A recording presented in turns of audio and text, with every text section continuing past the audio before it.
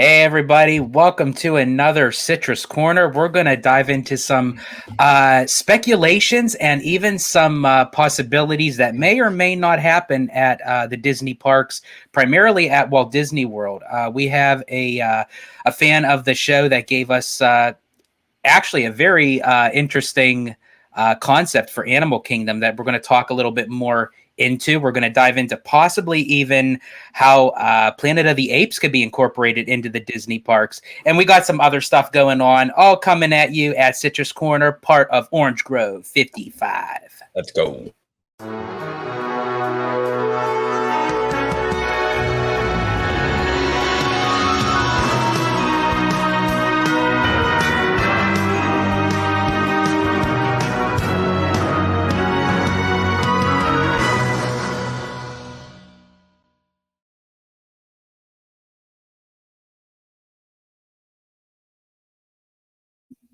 Welcome back, everybody, to another episode of Citrus Corner, part of Orange Grove 55.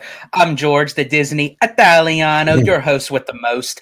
And I'm here today with my brothers, my collaborators, and we're just going to talk some in-depth, some Walt Disney World, even some Universal's Epic Universe. It still can't come like rolling off the tongue. I don't know why. I can't get used to that title. But before we get into all the festivities tonight, I'm going to introduce to you my panel this evening. I'm going to start down below. The dude that always be sliming, Mr. Slimer. How you doing today, bro? Hey, George, I'm doing good, man. You know what? I just got back from dinner. I had a Korean chicken sandwich with some tater tots, and I am ready to go. I feel great. Like, it just set the mood for me because I think I've unlocked a new secret, which is eat dinner before a podcast, so that way you feel satiated and you're ready to go. Because usually I have it afterwards, and I feel like I just unlocked something pretty great here. But I'm doing great, man. Just had a mule actually to go, so I'm lubricated, ready to go. If you guys want to check me out on X, I'm on not Orange Grove. I'm here on Orange Grove on YouTube. But you guys can find me at Slime Square 84. I like to talk Ghostbusters. We like to talk theme parks there. Come check it out. That's an interesting combination. You said Korean chicken with tater tots. Yeah, so it's a Korean chicken sandwich. I think they it's a fried chicken in between bun, and they basically glaze it with like Korean barbecue sauce. Oh, and it was really good. And the tater tots were really unconventional. They weren't like, they weren't like the small ones you get. Like, they weren't like the Napoleon Dynamite tots. Lay off my tots. No, these are like big fat tots. And I wanted to know where they got them at because they were just like really good. Little too much salt, but yeah, I mean, I think that's good tots be good fries any day. I think that's very interesting how like it works for you to like eat first before recording, because usually with OG and I, we're like putting up our DoorDash orders like while we're closing out a show, and it's like funny. Now I know what that is. Now when you guys are on your phone towards the end of the show, now I know what you guys are doing. That's what it is. We're door dashing, so we time it perfectly. So when we're done, boom, at the door. And of course, this show wouldn't be possible. This channel wouldn't be possible without the OG himself, Mr. Orange Grove 55. How you doing today, bro? Very good, George. It is always fun being on Citrus Corner, talking Walt Disney World, talking it up with you fellas. It's an honor. And George, we're talking Epic Universe today, so try not to be I'm the biggest hater. I hate the way that you walk. try not to be the biggest hater, bro. You know what I'm saying? Trying to be, We just have to restrain ourselves just a little bit. Yeah, a little bit. But I'm really looking forward to today's show. We have a lot of great topics, and I'm ready to dive in when you guys are. Sounds good. So, sorry, folks, that was my beard talking. But the first topic today comes from a viewer and listener of the channel, Florentine. I hope I am pronouncing your name correctly. If I don't, I do apologize, but I think I got it right. So this was during actually a live that OG and I were talking about, and Florentine had actually a very interesting concept that would go into Animal Kingdom. But before we dive into the conversation, we'll play back the live clip, and then we'll go from there. Yeah, absolutely. And we do these live shows very often. We do usually about one a week, sometimes even two a week. And we take your questions, your comments. It's a really good time to kind of like just talk to you guys in the community. This is a really good time for us to like just kind of, talk to everybody that's a fan of the show. And we really do enjoy it. But this is a clip from a live show, probably maybe, when was this? Like maybe 3 or 4 days ago. So here we go. No problem. I got you. This I actually find very intriguing. I don't think that they would go this route, but I mean, I think that would have been quite interesting if they would have. So let's see. So Florentine here is saying Animal Kingdom can have Fantasy Springs expansion. Instead, have the 3 properties be Jungle Book, Lion King, and Encanto. Lion King attraction replaces Dinosaur. Call it Nature Springs. Oh my God, Florentine, this is brilliant. This is absolutely brilliant. I like that. So interesting concept, right? So Florentine took the Fantasy Springs kind of idea, right? Mm-hmm. And she kind of flipped it into this Animal Kingdom version. I don't know. I thought it was pretty interesting. I thought it was great. And especially if you were to call it Nature Springs. I mean, I know they have like World Nature at Epcot and then Springs, Springs is like, honestly, like the newer kind of experience that they've been using at Disney. It's like Springs everything. Mm-hmm. But I actually like it. I think that it's interesting IP that was never used in the Disney parks. And I think that it would be nice if they did, but what do you think about it, that Slimer? Yeah, it's a throwback to the way they used to do lands prior to IP-based lands. They have multiple rides which anchor the theme of the land down, which I do believe that's when they think of a land, right? Or when they used to think about the land, it was probably a simultaneous process. They thought, okay, Adventureland, okay, what are the lands that are going to anchor this land down? And they would come up with the lands or the rides rather, or the attractions, and I think this is kind of along those same lines. So what's really funny about Fantasy Springs is that it's an old idea that we're rediscovering, really. And as the Disney community, I feel like we're rediscovering this old idea altogether. So it's like something that we're all doing in unison online. We're sharing the experience, but this isn't anything new. But the fact that it hasn't been done in so long because the parks have been focused on IP-based lands for so long, and because us as theme park fans have been so, we've had tunnel vision when it comes to IP-based lands. This is fresh again. And I like that. I think that's a great idea. And I think that, putting it over there in old Dinosaur Land is a fantastic idea. I'm definitely down for a Lion King attraction. I don't know how they should still do that. I still would prefer Indiana Jones personally. But Lion King definitely deserves a spot in Animal Kingdom. I mean, it's the biggest movie during the Renaissance by box office numbers and probably by critical acclaim. So where is that? Like we have the Lion King show, which is a great show, but it does deserve its own attraction. And OG, I like your idea of it being like a Jeep ride. Yeah. You're in the safari. That to me just hits all the bells. It seems right.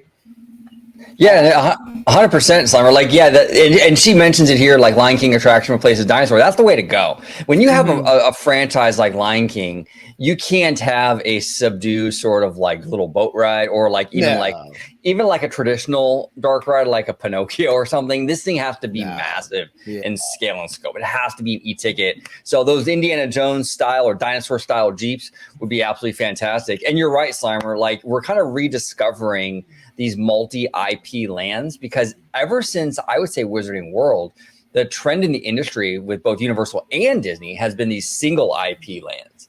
We're doing like Cars Land, we're doing Harry Potter, we're doing Toy Story Land and Star Wars Land, but now we're kind of returning back to form. We're kind of getting these lands now where you have multiple IPs in one land. And I think there's a place for both concepts. I'm not against either one.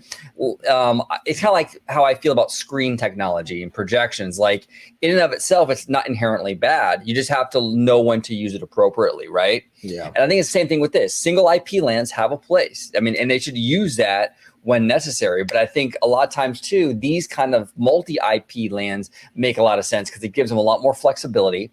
For example, even with Disneyland Forward, we're very limited in space, even with the new zoning. Right. So do you want to blow 15 acres on just one IP, or do you want to do like a Nature Springs or a Fantasy Springs or whatever you want to call it, and kind of fit 3 or 4 IPs in there, right?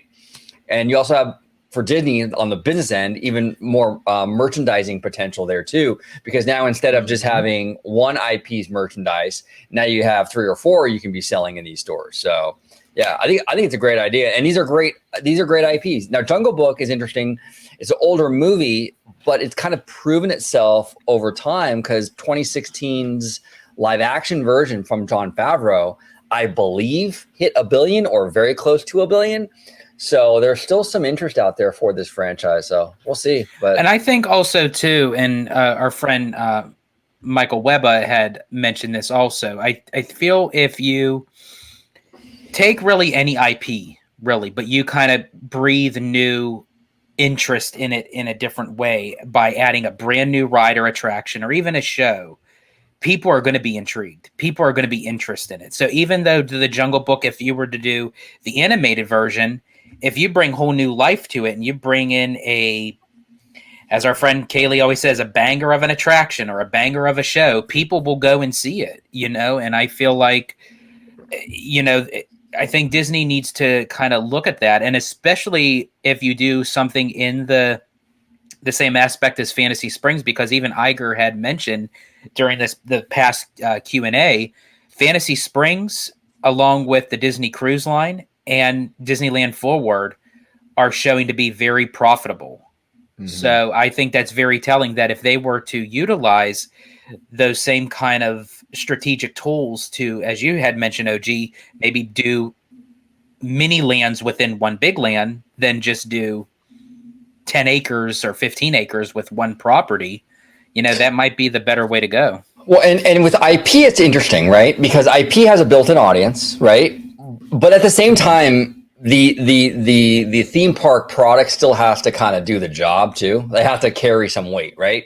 So, for example, you have an IP that's very popular, Monsters Inc., very popular IP, But the attraction at DCA, not so popular. I mean, it's usually 15, maybe 20-minute wait at any given time, usually, right? So the IP is very popular, but it doesn't necessarily pack them in. You know what I'm saying? But then you have something over at Universal, Waterworld. I mean, that was one of Hollywood's biggest flops theatrically of all time. And that show has had, a 30-year run, I believe, over there at Universal. It's going on, yeah. Right? And it's very, very popular. So it's it's interesting because the IP will kind of maybe get you in the door, but these companies, Disney and Universal, they still have to kind of do the heavy lifting, so to speak, when it comes to actually delivering. So to your point, George, it's take a chance on Jungle Book. There's people like that franchise. If you build something amazing with that IP, it could be something truly special. I think it could be a huge draw. But now Bob Iger did say though in that Q&A, that's what I was just going to bring up. But you take it over, bro. Yeah, he said that they were leaning too much on the older IPs before or something, and they're going to try to do the newer IPs. Was that Mickey? Was that your dog, George? No, it wasn't mine. Oh, that was my dog. Oh, but yeah. So he did mention in the Q&A that they do want to look at more newer IPs, for better or worse. You know what I'm saying? Yeah. But Jungle Book doesn't really fall into the newer category. Do you think? I mean, I could understand it in a way. They're going to be leaning more towards Moana, Frozen, Zootopia. Yeah. But do you also feel like that's a little bit kind of Disney handicapping themselves, because what identifies as it being as an older IP? Is it like the 90s Renaissance? Oh, there you go. The 90s Renaissance films like Beauty and the Beast, Aladdin, or even as we're talking about The Lion King. Right. Do you consider that being older IP, because they end up using that same IP in Tokyo? Now, one can argue that was OLC's decision. Right. That wasn't necessarily Disney's decision. So in Disney's mind, is Beauty and the Beast, despite it being, for me, the greatest animated film of all time, could that essentially be too old in Disney's eyes? Well, this is the thing. It's kind of weird, right? Because Disney likes to pull from those Renaissance era films when it comes to doing a live action because they know they're popular, right? And those movies really did well. I mean, Little Mermaid didn't do great, but Lion King, even though it wasn't really well received, did well, and so did Beauty and the Beast. I think Aladdin did pretty well too. So they do well, but yeah, you're right though, George. It's kind of like this weird subjective thing, right? Like I still consider the Renaissance era the modern era. It's still modern in my opinion, but it depends on what Bob Iger and Burbank thinks. When he says older IP and they want to focus on the new stuff, I think he means the new stuff, like the new stuff, like the Moana, the Encanto, the Coco, the stuff out like in the last 10 or 15 years. I think that's my impression of it. I don't think Bob Iger has really clear view on what he said because, I mean, just recently we had Seven Dwarfs Mine Train come up in the Magic Kingdom, which is, again, an old IP. We just had Peter Pan show up in Fantasy Springs. To me, it seems like there's a mixture of both old IP and new IP. And like you said, they've been pulling from the Renaissance era, which is 30 years old now, for a lot of their newer live-action interpretations. Jungle Book, when that came out, it made over $900 million. So there's definitely room to be there's definitely room for newer stories to be told about the older IP. What I don't want to happen though is I don't want and my wife's taking a picture of me, and I don't want the older IPs to fall to the wayside because it's easier to just replicate the newer IP. It's so much easier for them to just take an idea that's already working in an international park and just duplicate it over the domestic areas. That's what I don't want. What I would want them to do is I want them to take something like the Jungle Book, which has iconic musical numbers, and turn that into a Broadway level show, perhaps replacing the Nemo show over in Animal Kingdom, because they already have Finding Nemo over in Living in the Sea in Epcot. I think that's something that personally I would prefer, and not everything has to be a ride. I think that the How to Train Your Dragon show in Shanghai has shown that there's a vested interest into Broadway level shows over in the domestic areas. We just have to bring them over here, because right now all we have is, what do we have? We have, help me out here. We have the Frozen show in Hollywood Studios. We have Fantasmic. We have the Lion King show in Animal Kingdom. Indiana Jones. Yeah, Indiana Jones Spectacular. But I mean, that's really it. I mean, across 4 parks, that's really not a whole lot. I'd rather have at least 2 grandiose or not grandiose, but like Broadway level shows in each park. In Animal Kingdom, we have one, but Jungle Book, I feel like if we're going to use an animation to do that again, in other words, a Broadway level show, I feel like that's the story to utilize for that, and maybe not necessarily a ride, And I know that the last couple times I've come on, I've talked about how important it is to bring show entertainment to the parks, and I think that you guys would agree with that there isn't enough show entertainment, and that like OG just said, they kind of handicap themselves by leaning on popular IP all the time.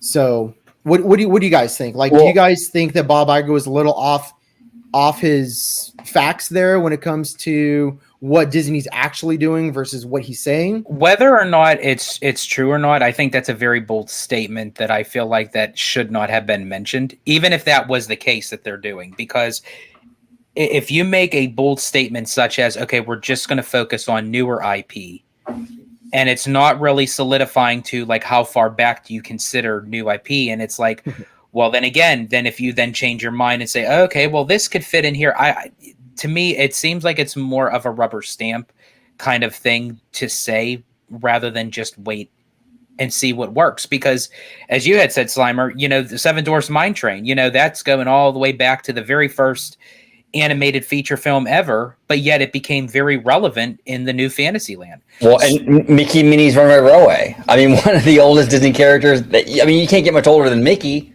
I mean, I know it's a reimagined version of it, but it's old, right? Old IP. Dude, 100%. And Winnie the Pooh is, I think Winnie the Pooh, as far as an international property, I think it raked in over $40 billion last year internationally. And that's a property that goes back 60 years.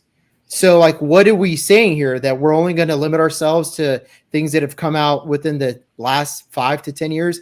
I just don't get that statement by Bob, and I disagree with him because even older stories have the potential. Even older stories have the potential to be a great attraction or a great show in the parks, and I don't think we should limit it to just Tangled and Frozen. I feel like that's a big mistake. It is. And then if you look at even like George and I, we went to Oogie Boogie Bash, right? Mm-hmm. I mean, one of the more popular character, I don't know, what do they call them? Character interactions? Yeah. Yeah, one of the most popular character interactions for this past year that we went to was Judge Doom from Who Framed Roger Rabbit. That movie came out in what, 88, 89, I believe? Yeah. I think it was 88. I mean, 88, so yeah. if you're going to limit yourself to just the new stuff, like you're kind of like you're stepping over a lot of opportunities here. You know, there's a lot of older stuff that a lot of Disney fans would flock to if given a chance. And my favorite actually character interactions during Oogie Boogie Bash, which OG, you know, mine was Madame Mim from The Sword and the Stone. So not only was that IP not even older, but it's a Disney film that honestly a lot of people don't even talk about anymore. It's just like fallen to the wayside. Yeah.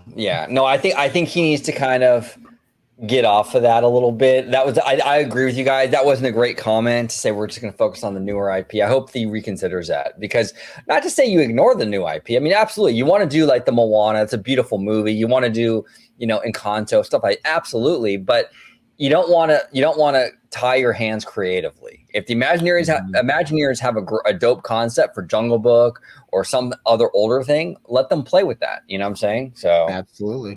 Yeah. Now, before I continue on to Animal Kingdom, I just want to jump over to Magic Kingdom really quick because I have a question for you, Slimer. But do you have a park hopper pass to do that, or? Dude, I still have my annual pass, so I'm good to go.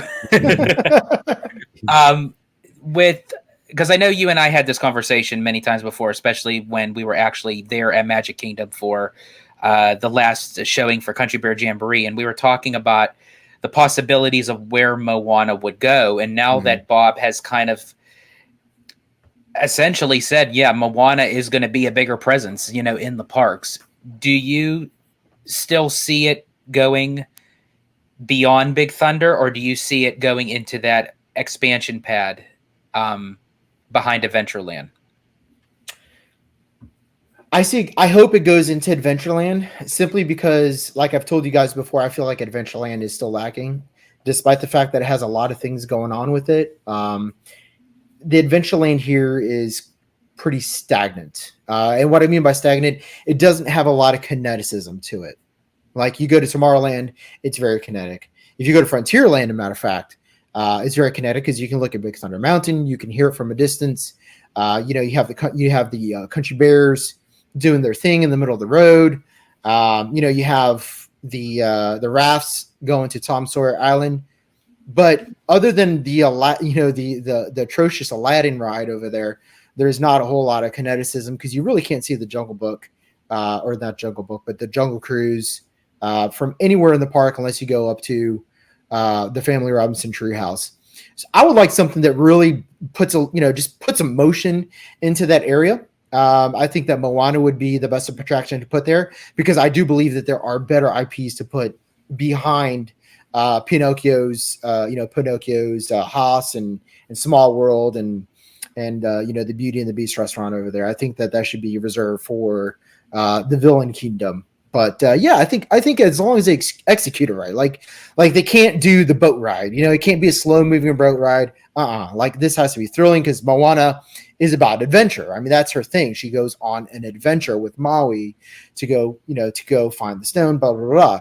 So it has to be an adventurous ride. I'm hoping for something like a roller coaster system, maybe something that is very similar to Cosmic Rewind that has the bucket seats that twist and things like that. OG's favorite ride. Yeah. I'm sure.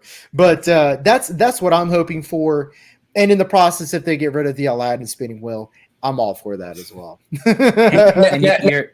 Would you be okay, Slimer, if it is a boat ride, but it's more of a thrilling version, like the Shanghai Pirates, where it's kind of, you kind of, it's a little more dynamic than just kind of floating. You kind of go underwater, up and down, I would be cool with that. So if it was a magnetic water ride, so it uses the magnetic propulsion system as opposed to the track that the Shanghai Pirates of the Caribbean ride has, I'm cool with that.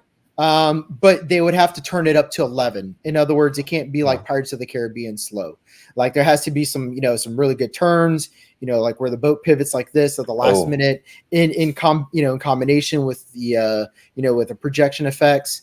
They also have the ability to do things more grandiose with something like that. Or if they have a ride system that uses two different tracks, like maybe one instance is the boat like in Pirates of the Caribbean, but then once it gets out of the show building, it turns into more of like a roller coaster. The only problem with that is you can run into maintenance issues like we see over with Rise of the Resistance, where they have to eventually start shutting down parts of the ride because it wasn't installed correctly or because it ends up being an engineering nightmare. So maybe keeping it simpler would be better, just for like maintenance purposes and reliability. But yeah, I'm all for Moana and Adventureland. I think that if they put her anywhere, that's where she should go.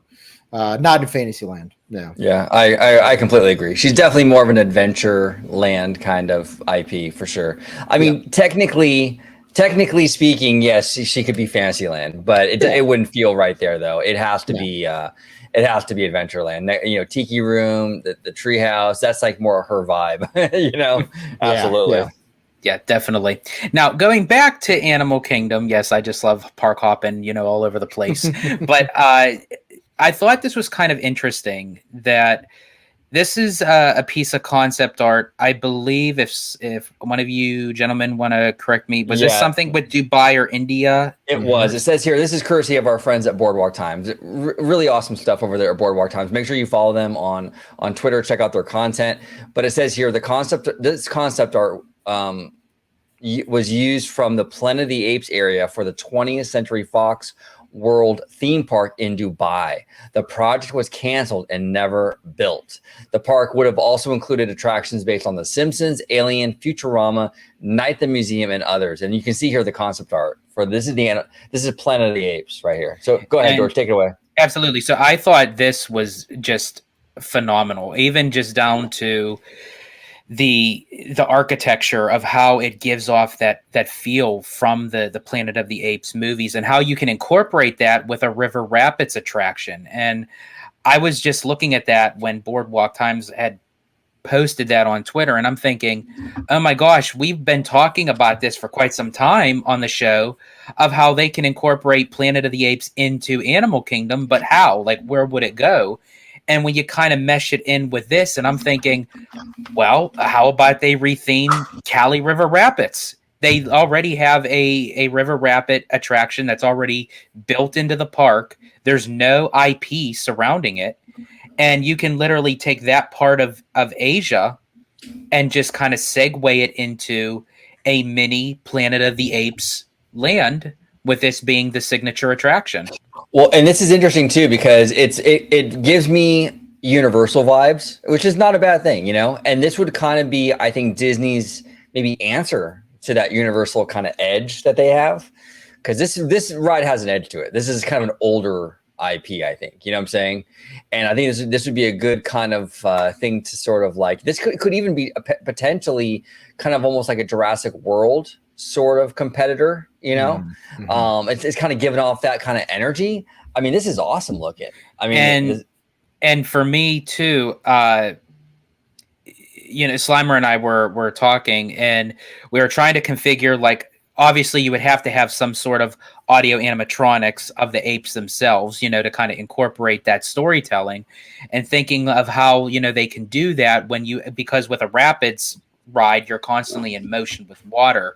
So maybe have some sort of kind of like a slow moving conveyor belt where the raft latches onto, that kind of slows you down during the show scene, so you can actually get a good glimpse of the apes and the storyline of what's going on, and then the conveyor belt kind of pushes you back into the water, and then off you go. So that was one of the ideas that actually could occur. But Bob Iger also mentioned during the Q&A that he said somewhere that they are very happy with the the returns with the Kingdom of the Planet of the Apes that just came out in theaters, and it's doing very well, and how they can incorporate the franchise moving forward. So, I mean, this wouldn't be a bad route to go. What do you think, Slimer?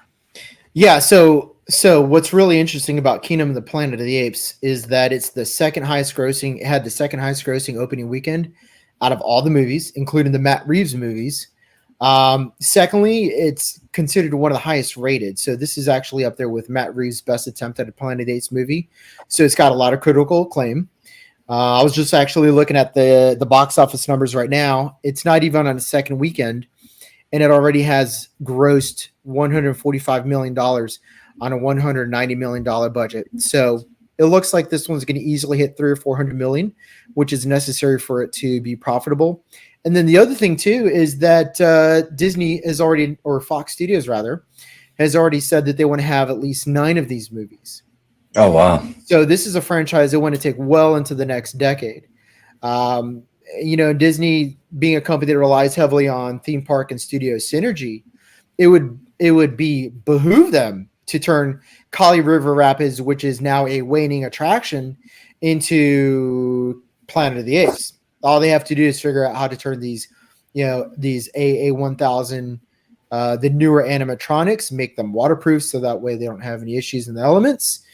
And they're pretty much golden. I mean, this is a really great way to not only introduce Planet of the Apes into the animal kingdom, which is more than appropriate thematically, but also bringing Kali River Rapids back to life, because as it stands right now, that ride probably averages about 15 to 20 minutes. So it's not a people eater. There's definitely better things they can do with that ride, and for all the credit that we give Joe Rohde, I mean, the guy's a genius. I feel like this is one attraction that definitely it got the short end of the stick, whether it was due to budget constraints or, maybe they, shortened it later on down the road. I think at one point this ride actually had fire effects during the beginning of the ride to simulate like a forest fire.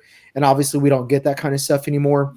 But, you were talking about that Universal Edge, OG. I feel like that's the kind of stuff that's really missing in theme park attractions nowadays. And I was actually talking about this with George, and he felt the same way, which is like a lot of those fire effects and wind effects, you just don't get them anymore. Like you used to get them all the time, like Jaws, Earthquake, Catastrophe. But they're kind of gone now, you know what I mean? And bringing those back just adds like the immersion, the element of danger. I'd like to see that, I feel like we pussyfoot around a lot of these rides nowadays, but this is supposed to be a thrill ride, you know what I mean? Right. Well said. Yeah, this is a cool franchise, and they could do a lot with this in Animal Kingdom. This could support an entire land in and of itself. Really, this is that good, and it would give. Honestly, I think it would give Universal kind of a little bit of a run for their money with the way with the vibe and the tone of this kind of land. This would be something that could kind of give Disney a little bit of that kind of edge, like we were talking about. And it's appropriate in a park like Animal Kingdom, because you don't want to go too edgy with like the Magic Kingdom, obviously. You don't want to go too hardcore. Like Planet Apes wouldn't fit in that park, No. I think Villains is probably the darkest you could probably go.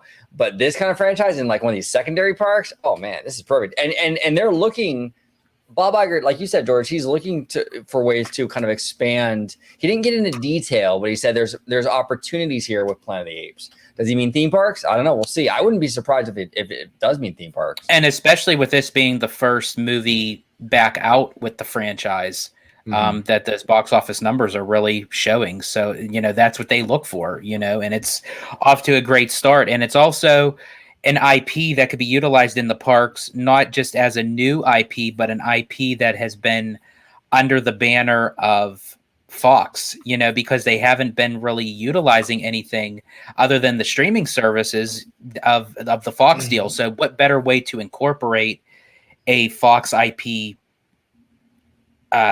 setting in one of the Disney parks? Well, and here's the thing too, Bob Iger, the Fox acquisition was probably one of the most iffy in terms of like everyone kind of agrees pretty much, right? That Pixar was a smart deal, right? Marvel was a smart deal. Even Lucasfilm. I know there's people out there that don't like the sequel trilogy, and there's problems with the sequel trilogy. I'm not going to sugarcoat that at all. You know what I'm saying? They got problems, but these were smart acquisitions. I think. I think all these brands fit well in the Disney wheelhouse, and he didn't overspend on those. But there's been a lot of criticism for Bob Iger going in there and spending $71 billion on Fox. $71 billion. Now, to be fair to Bob, he did bring it down, I think, to like $50 billion because they had to actually sell some of the sports stuff because overlap. You know what I'm saying? They wouldn't have the regulators wouldn't have approved it if he didn't get rid of some of the stuff. So I think it brought it down to like $50 billion. But even $50 billion is high. So he has to justify this acquisition. How do you justify the acquisition? Well, you start building stuff based on these popular Fox brands. So what do? You build Avatar in California and maybe overseas too. Who knows? At some of the international parks, you build maybe some Planet of the Apes stuff in the theme parks. So you can justify, hey, look, yeah, I spent $50 billion on Fox, but look what we got out of it. We got this land and that land and this land and that land. And you know what I'm saying? So it kind of justifies the purchase a little bit. So that's why I think it's pretty likely we're going to see more Fox stuff. Iger's legacy kind of hinges on it a little bit. You know what I'm saying? And speaking of having more Fox IP in the parks, we're then again going to use our annual passes and park hop over to Hollywood Studios. And this is actually an idea off of Slimer, which this is why this segment even got added into this Citrus Corner, because I thought this was just genius of how you can incorporate the Fox IP and possibly bring back a beloved attraction that should not have been taken out to begin with. But I'm actually going to pass it down to you, Slimer, so you can kind of give the listeners kind of like a gist of like how you came up with this and like what you told me and how it actually intrigued me. I thought this was quite genius. Yeah, so this is definitely something that I want the listeners to be involved in. Drop your comments down below. Let me know like what you guys think about this. I haven't had a lot of time to ruminate on this idea. It just kind of popped in my head. George and I threw around 2 or 3 IPs, but what if they brought back the Great Movie Ride, put it into the animation courtyard, and called it 20th Century Studios Presents the Great Movie Ride? And it features the best properties of 20th Century Fox: Independence Day, Planet of the Apes, Star Wars. Help me out here, guys, in the comments. You guys know all these movies better than I do because there's more of you than there is just one of me. But that's something they could absolutely bring back because, one, everybody would love it, and 2, Disney would look like geniuses in the process of doing it. I mean, they would completely redeem themselves for those that feel like they were, afflicted by. I'm vexed. I'm vexed. You guys got rid of. For those that were vexed by them getting rid of this ride, this would totally redeem the Disney. That company. Wasn't just vex for me. That was total castration. Yeah. Yeah. But they could bring back a better version of the Great Movie Ride, Absolutely. which is the most important thing. They could use something like the Indiana Jones track technology where it can slow down and turn and go fast, and it can simulate thrill and adventure when it needs to. And it can also go slow, so that way the guests can, absorb a scene. Like, for example, if it's going, in one of Ripley's spaceships, to go slow to create that, that sense of fear or dread. But then once it gets to, like, let's say the Death Star trench run, it's going fast because you're going through the Death Star trench run, right? Or the Death Star. So, like, I think that's a great idea. I think that they should totally do it.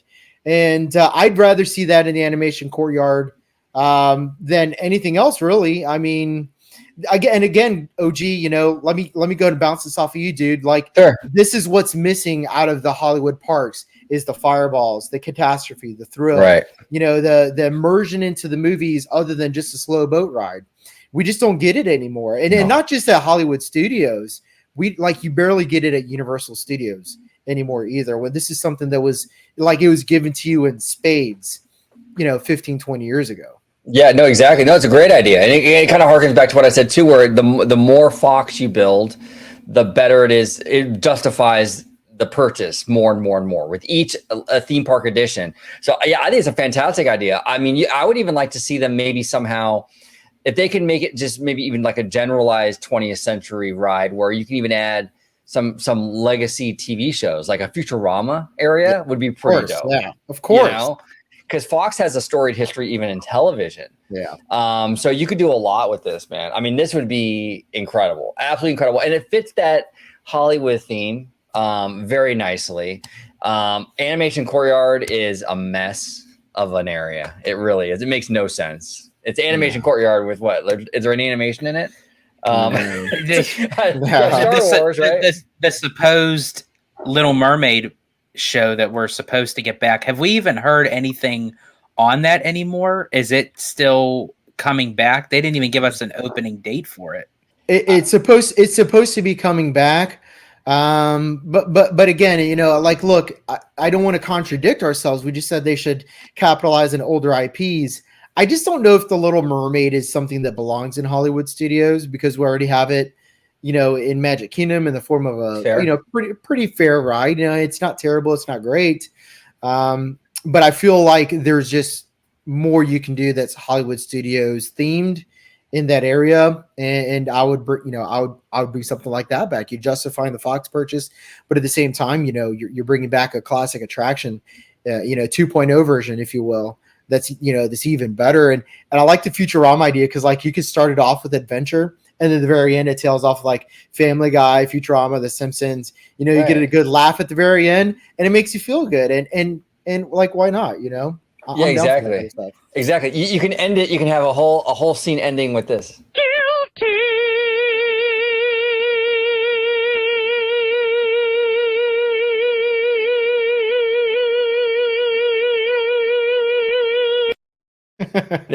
See, I just an excuse to play the Family Guy clip, but I love how Family Guy is like, they go on for way too long with their stuff. It's like almost uncomfortable, but it makes it so hilarious. Yeah.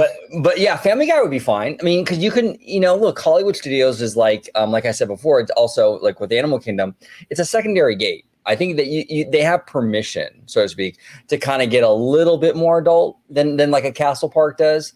So obviously you're not going to have Peter Griffin and them like cussing or anything like that. But, you know, you could have a Family Guy segment and like have it funny. That's like that's still appropriate. I think that'd be great. You know. I am too. I mean, and you know me, I'm a huge Simpsons fan, but you know, we've talked about this before. I don't feel like an entire land for the Simpsons is appropriate. Really, I think for any theme park, it just doesn't fit. But for an individual attraction, for them to have a segment, yes, exactly. Right. I think that would fit well, just like with Family Guy and Futurama. And for that Futurama scene, I would love to have everyone kind of scared shitless, where they come out with that oversized enema. You know, it's like, you know, for the Family Guy scene, I would have, you know, I'd have two stunt actors playing Peter Griffin and the giant chicken. I'd have them fighting. You know, that'd be so good. Yeah. Oh man, that'd be so good. And it would be great too if you have like the two stunt performers. You got Peter Griffin and Chicken. They're fighting, but they reappear in other movie scenes. Oh yeah. Like throughout the ride, you know what I'm saying? Yeah, fuck it, man. That'd be awesome, man. It's like an ongoing running joke on the ride. I mean, it would be so Fox. It wouldn't even like, that'd be so fantastic. I would love it.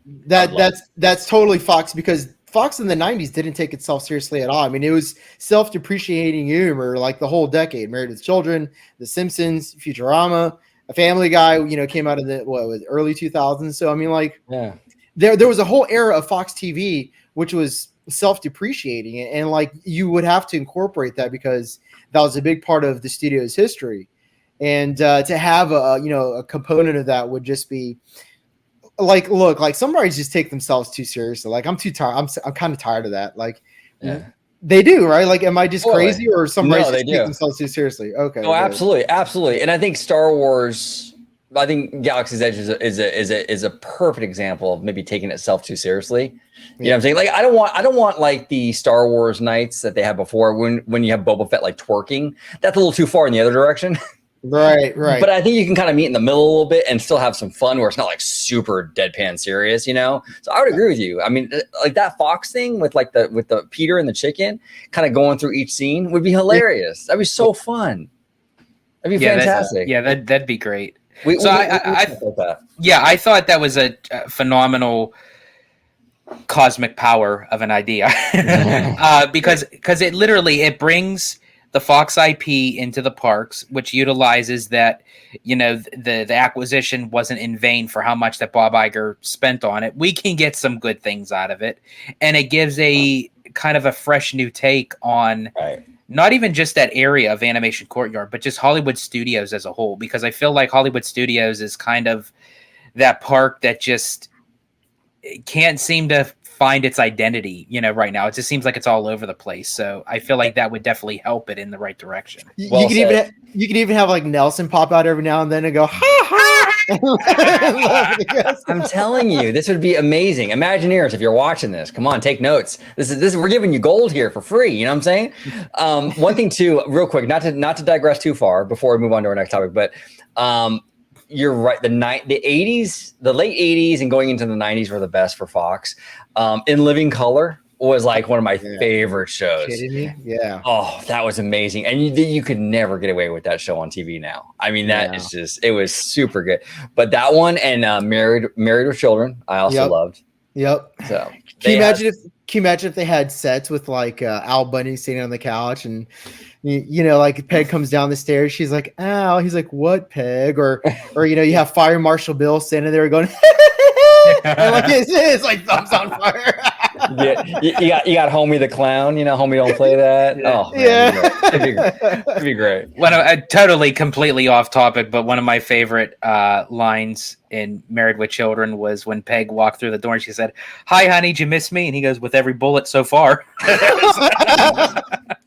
Shit. And then you can remember Al had his like fan club or something called No Ma'am. I don't know if you guys remember that. This is like a deep cut. I remember that. Yeah. Shirts in the gift shop. Be great, dude. Oh, dude, forget it, man. Absolutely. You can sell the high school rings, the high school jerseys. Dude, it's a mint. They'd make a mint on this stuff. It'd be amazing. Absolutely amazing. That'd be great. So now for our final topic this evening, we are moving out of Walt Disney World. We are putting our annual passes down and moving into the theme park that shall not be named. Not just kidding. So we're going to talk a little bit of some Universal's Epic Universe. And this was actually a spur-of-the-moment decision to add this segment into this Citrus Corner.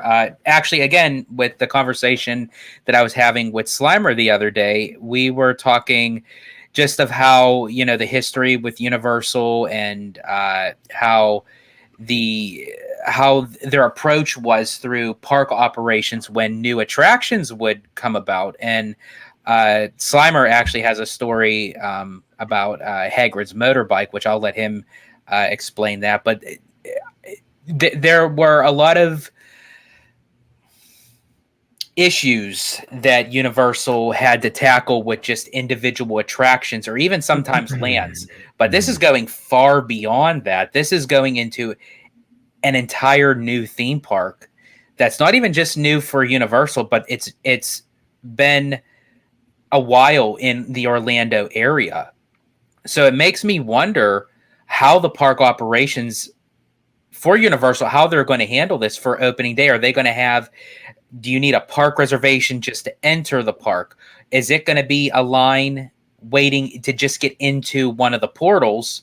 And then after that, then you have to wait in another line just to get on a ride. Like, I wonder, like, the logistics behind this. But what do you fellas think? Well, it's interesting, too, because from what I understand, and my Universal people, if I'm wrong, definitely comment down below. But from what I understand, the portal is only for entrance only.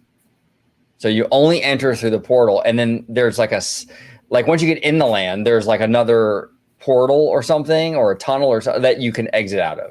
So these are one-way things, right? So I wonder how that's going to work, like you were saying, George, like logistically, when you have like one way in and one way out, how's that going to work with the crowding and stuff? I don't know. I mean, we'll kind of have to wait and see. And it's going to be very busy. Obviously, there's going to be huge demand when this thing opens. I'm very curious. I'm very, very curious. Now, in terms of like, do you need like a reservation? I believe, and correct me if I'm wrong in the comments, I believe out here in California, when Super Nintendo World opened, there was I don't want to say reservation, but maybe like a virtual queue system or something similar to that, if I'm not mistaken. Okay. And even, so I believe so. And even right now, we still have it for the Toadstool. Like, you have to make a reservation. Like, because I believe even when Epic Universe opens, it's going to be a completely separate ticket. Like, I don't think that they're going to have it attached to if you buy like a multi-day ticket with the studios and Islands of Adventure. I'm not 100% sure, but I thought that's what I heard. Well, they're not going to be part of the annual pass system, I believe, like the first year or something like that is what I heard, but okay. I don't know. I mean, we'll see, but it's going to be interesting how they kind of like mitigate this demand. And like you said, George, like, are you going to have a line to get into each portal and things like that? It's going to be very, very interesting to see how they kind of work this, but I don't know. What do you think, Slimer? What's your takes? I was just gonna say, what's your take, Slimer? And then if you also want to kind of dive into some of your own experience, just with a single attraction. Oh yeah, man. So a couple years ago when Hagrid's opened, me and a couple of buddies, we actually rode up there for the opening day, and we thought we had it all planned out. We got there at 6:30 in the morning. I think the gates opened at 7 that day. We might have gone there a little bit earlier, but we were front row. In other words, there was like us, one person in front of us, and we were at the gate. And so we thought, we had a really good chance of being one of the first people on this ride. Oh, man, were we wrong. As soon as we got in, we started walking really fast, trying to beeline all the way to Hogsmeade. And we ran into a line. And we're just like, what is this line for?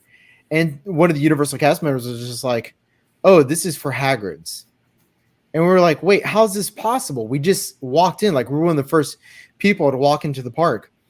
And they were like, yeah, these are hotel guests. And these are people that had special reservations. And we were like, well, okay. All right.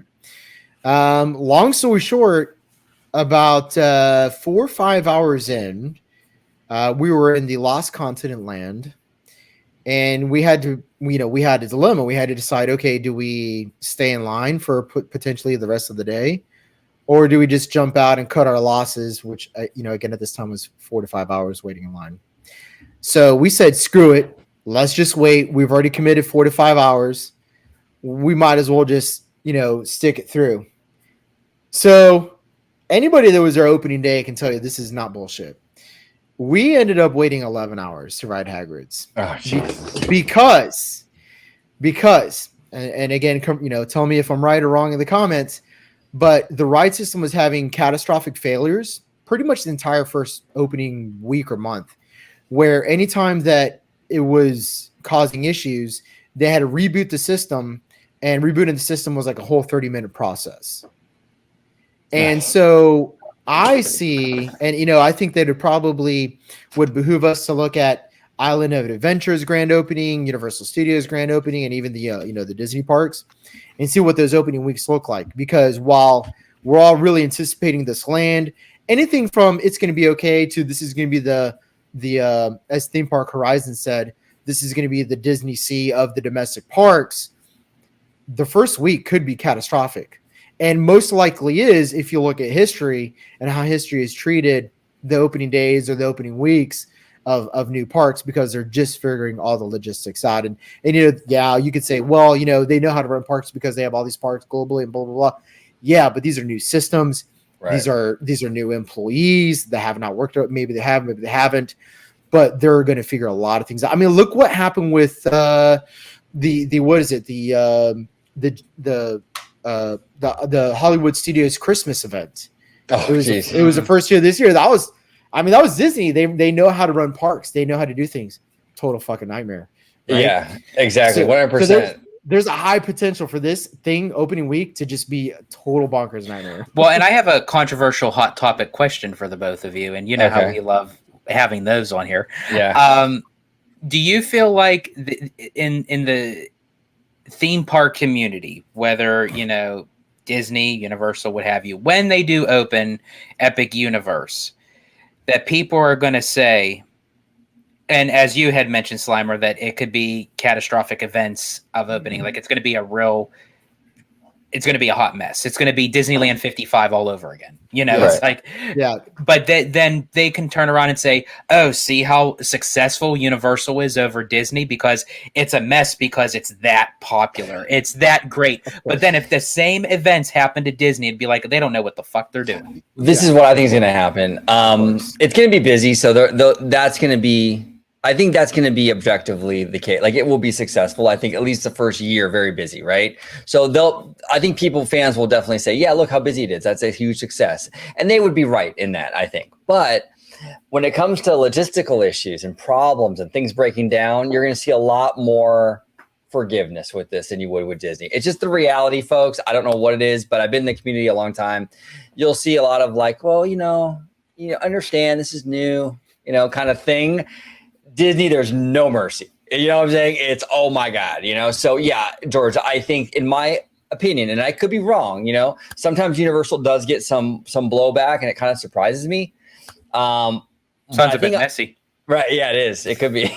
No, but I think in this, I think that people are going to be like, hey, it's new, give them a break kind of thing, So yeah, I think that's what's going to happen. And for me, I don't mind that, because that's not necessarily the wrong take.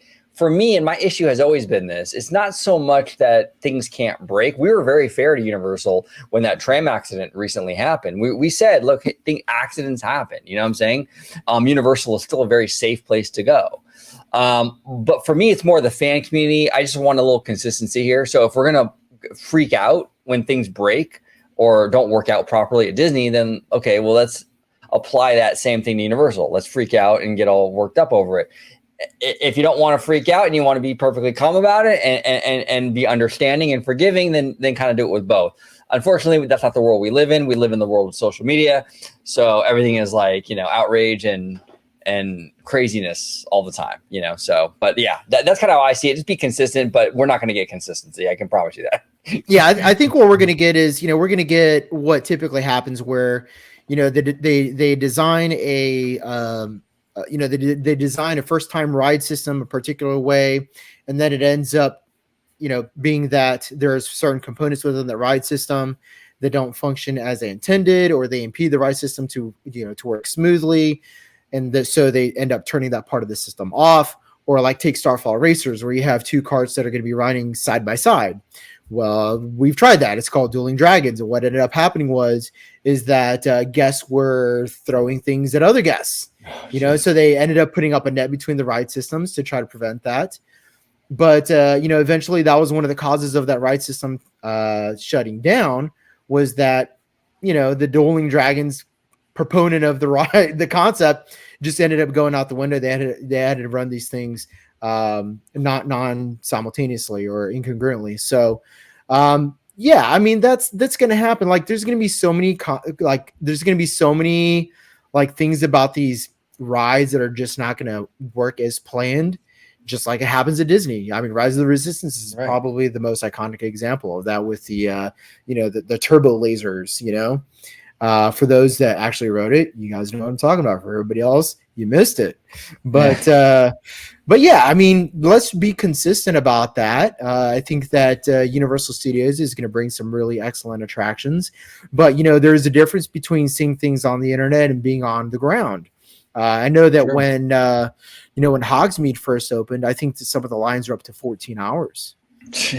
But was it due to popularity? Yeah. Was it due to that it was a new ride system that was probably failing every 30 minutes? Probably. Like, if you look at theme park history, like, that's most likely the case, and it's going to be most likely the case with Epic Universe as well. I mean, like, to think otherwise is kind of ridiculous. Yeah, exactly. Yeah, I'm for with this stuff is things break and like new ride systems, and I'm assuming there's going to be some technology.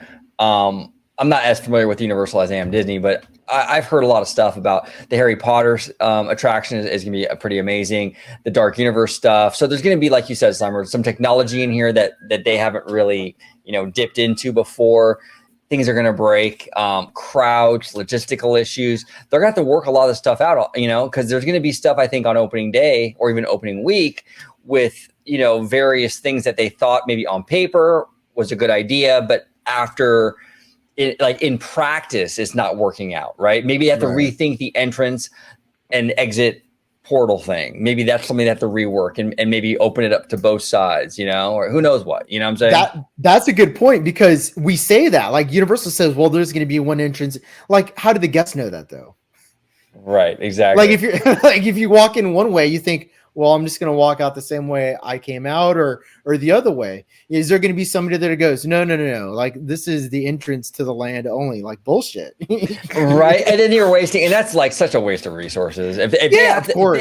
And that's the only way you can police that is to have a cast member, team member sitting there telling you to go this way only. And it's like, it kind of doesn't make any sense. I wonder how you would even put that on your resume, like after you move on from your job. I used to work at Universal as an inner otter. Yeah, exactly. I was the entry guy. You know what I'm saying? Yeah, no, but you're right, Slimer. It's like, how do you police that? Is it worth policing in the first place? Like, I get it. Like, they're trying to do the artsy thing or the grand reveal when you walk in. Right. But I don't know. Sometimes logistics takes over, and I think we might see some changes with stuff like that as time goes on, because it might lead to a huge headache for not just the guests, but even the team members. They might even the team members might be like, "Oh, I'm done." trying to herd cats. You know what I'm saying? That's great. Well, I want to thank you both for joining me today on this Citrus Corner. It's always a good time hanging out with you fellas, and everyone who's watching, comment down below on everything that we've talked about, whether it was Animal Kingdom, Planet of the Apes, Disney's Hollywood Studios, Epic Universe. We'd love to hear from you. Tell us what you think. Do you think that we're right? Or, you may think that we're right. You never know. But it's no matter what, we're right. So take it or leave it. There you go. Exactly. Take it or leave it. Love it or shove it. I am single, ready to mingle. There you go. Well, if you think I'm right, my name is OG55. If you think I'm wrong, I'm the Italiano. No complaints to the Italiano if you think I was wrong. So, Slimer, if you'd like to let everyone know where they can find you on social media. Yeah, you guys can find me on X at SlimeSquare84. I mainly talk Ghostbusters, so if you like Ghostbusters, come check it out. You can find me right here on Orange Grove 55. And if you think these guys right here should DoorDash and eat dinner before the podcast, go ahead and put in the comments. If you prefer that they eat DoorDash afterwards, go ahead and post in the comments. Let us know either way. Absolutely. Awesome. And OG, always a good time. Having you on here, bro. Just for the hell of it, let everyone know where they can find you on social media. If they don't know already, there's something terribly wrrong. You can find me right here, Orange Grove 55 on YouTube. You can find me on Twitter or X at Orange Grove 55. Always good conversations over there. And you can find me on Instagram, Orange Grove 55. And George, you do a fantastic job at hosting. Dare I say, you make it look easy. There you go, George. Make it look so easy. And of course, I'm George the Italiano. If you'd like to find me on social media, you could do so on X, formerly known as Twitter, at Disney George.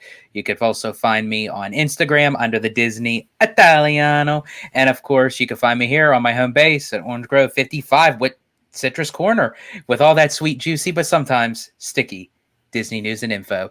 And I want to thank you all for joining us today. And as I always say, stay safe, stay healthy, stay Disney. Italiano